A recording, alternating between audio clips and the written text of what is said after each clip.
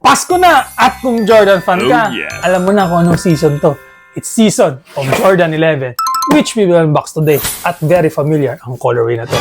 Once again, this is Lex, your sneaker specialist of Collector Finds. Tara, i-unbox na natin. The pair that I'm referring to is the Jordan 11 Gamma Blue.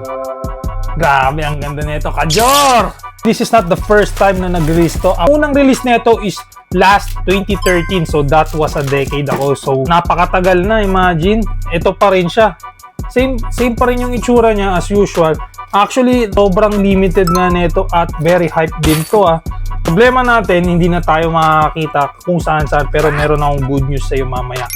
So, ito yung itsura niya. Siyempre, may carbon fiber dito, and then sa likod, ayan, Gamma Blue. And very classic ang sapatos na to.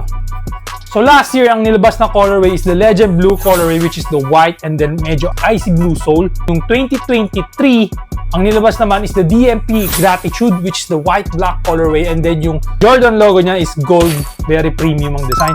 And then yung 2022, yun naman ang cherry colorway, which is the white and red, very similar dito, very clean colorway din.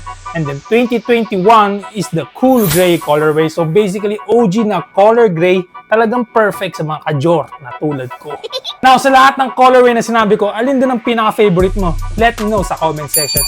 And the good news na sinasabi ko, meron to sa Collector Finds. Kaya kung naghahanap ka neto, message mo na agad si Collector Finds. Huwag mo nang patagalin kasi stocks are very limited. And by the way, meron nga pala to women's, grade school, and preschool toddler sizes.